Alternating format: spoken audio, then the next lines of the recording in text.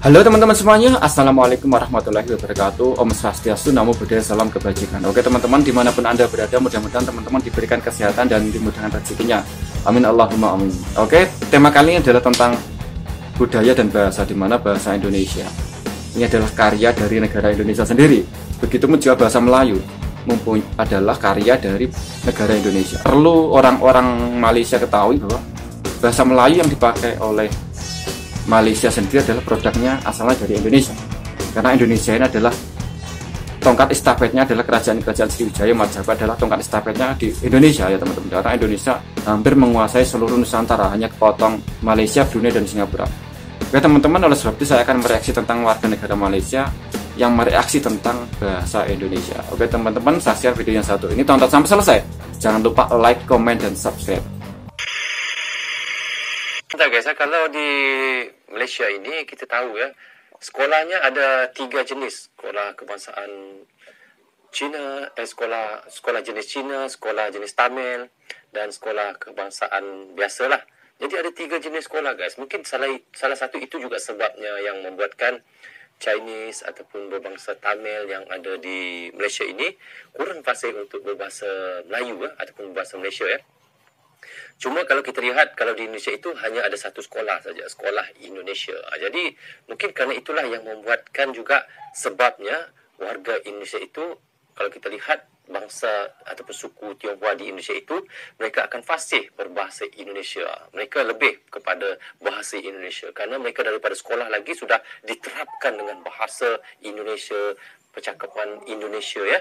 Kalau kita lihat di Malaysia ini memang ada 3 sekolah. Memang kita lihat kalau daripada umurnya 7 hingga ke 12 tahun itu mereka akan disekolahkan oleh ibu ayah mereka di sekolah Cina ataupun di sekolah jenis Tamil.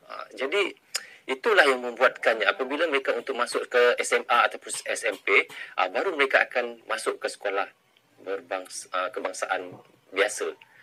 Jadi ini juga yang mengakibatkan rasanya yang membuatkan warga Cina ataupun warga Tamil yang susah untuk menguasai bahasa Malaysia itu. Itu pendapat saya sendiri guys ya. Okey, kita lanjut ya. Fasih dalam bahasa Indonesia atau bahkan bahasa daerah. Orang Tionghoa Indonesia kebanyakan menggunakan nama baru yang diadopsi dari marga atau nama Mandarin macam Ci menjadi Ciputra, atau nama belakang macam Ki menjadi Kiki, disusul dengan nama tengah atau belakang menggunakan nama Jawa. Begitu. Sedangkan Tionghoa Malaysia masih mempertahankan nama Mandarin mereka turun-temurun. Betul. Kalau di Malaysia tidak ada nama-nama mereka seperti nama Malaysia, maksudnya nama-nama seperti di Indonesia. Kalau kita lihat ada orang Cina ada nama seperti Jawa Tapi kalau di Malaysia ni kalau nama dia Acong lah, kalau nama dia Acai lah. Dia tiada nama Malaysia dia.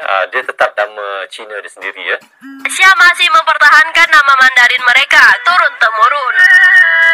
Malaysia, Jongguo, 说过口语大比较 Go! Maling Orang Tionghoa Indonesia kebanyakan beradaptasi menggunakan bahasa daerah masing-masing dan mulai meninggalkan bahasa Mandarin sebagai bahasa kesehariannya. Orang Tionghoa Malaysia menggunakan bahasa Mandarin dengan sering, terutama berbicara kepada sesama mereka. Orang Tionghoa Indonesia kebanyakan sudah tidak merasa ada ikatan dengan Tiongkok daratan. Sedangkan orang Tionghoa Malaysia masih banyak yang berhubungan dengan Tiongkok daratan.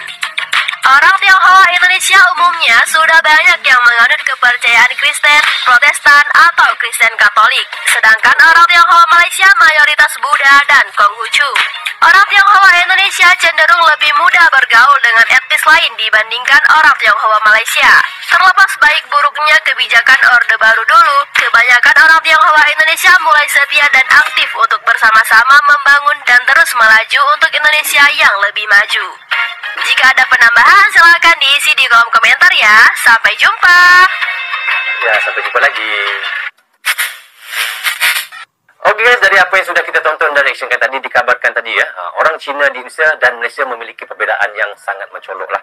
Seperti yang kita dengar tadi, di Indonesia ada lebih dari 300 kelompok etnis ataupun suku bangsa dengan 134,000 suku bangsa yang berbeza. Tetapi guys, perbagian kelompok suku tidak mutlak kerana adanya perpindahan penduduk campuran budaya dan saling mempengaruhi. Meskipun demikian guys, orang Tionghoa ataupun Arab dan India yang tinggal di Indonesia tetap diidentifikasi sebagai orang Indonesia. Dari apa yang kita semua tahu, hal ini berbeza dengan Malaysia di mana orang Cina disebut sebagai bangsa Cina, orang India sebagai bangsa India, dan Melayu disebut bangsa Melayu. Seperti yang dikatakan oleh Mimin Dunia Seleb tadi, benarkah orang Tionghoa Indonesia akan tersinggung jika ditanya tentang asal usul mereka guys? Kerana mereka tetap memiliki jiwa nasional di bawah NKRI ataupun sejarah mencatat semangat nasionalisme mereka Indonesia guys, yang diperkuat oleh semboyan Bhinneka Tunggal Ika dari Sumpah Pemuda pada tahun katanya tadi 1928. Dari apa yang kita tahu juga tadi guys, memang benar Tionghoa Indonesia bisa fasih berbahasa daerah, tetapi sebaliknya Tionghoa di Malaysia biasanya menggunakan bahasa Mandarin dan tidak begitu mahir dalam berbahasa Melayu. Perbezaan ini sebenarnya mencerminkan proses iaitu asimilasi yang berbeza antara orang Cina Indonesia dan Malaysia. Dan apa yang kita tahu sekarang ini, orang Cina Indonesia lebih terlibat dalam budaya dan kehidupan masyarakat Indonesia secara umumnya yang kita lihat sekarang ini. Sementara orang Tionghoa Malaysia masih lebih terkait dengan Tiongkok daratan. Oke teman-teman, semuanya sudah kita saksikan bersama-sama bagaimana reaksi YouTuber Malaysia atau orang Malaysia mengenai orang China atau orang Tionghoa yang ada di Indonesia ini sangat fasih berbahasa Indonesia.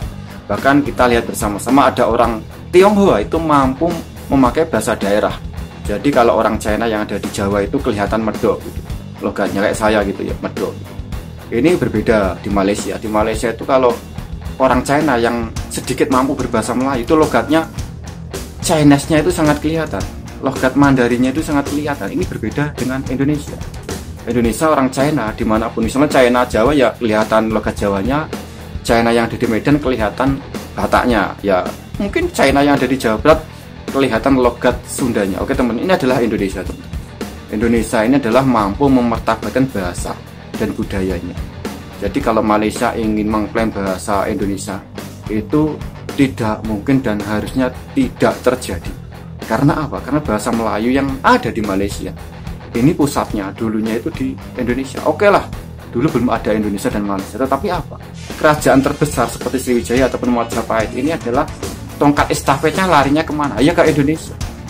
Indonesia ini adalah estafet dari negara atau dari kerajaan-kerajaan besar seperti Sriwijaya ataupun Majapahit. Tongkat estafetnya ada di Indonesia karena Indonesia ini menguasai hampir seluruh Nusantara ya teman-teman. Hanya kepotong Malaysia, Brunei dan Singapura. Kepotong itu saja. Jadi tongkat estafetnya ada di Indonesia. Jadi Indonesia adalah mempunyai produk seni budaya dan bahasa. Oke teman-teman, bagaimana menurut Anda? Silakan teman-teman berkomentar di bawah kolom komentar. Cukup sekian video dari saya. Apabila ada kesalahan, mohon maaf yang sebesar-besarnya. Wassalamualaikum warahmatullahi wabarakatuh. Salam NKRI.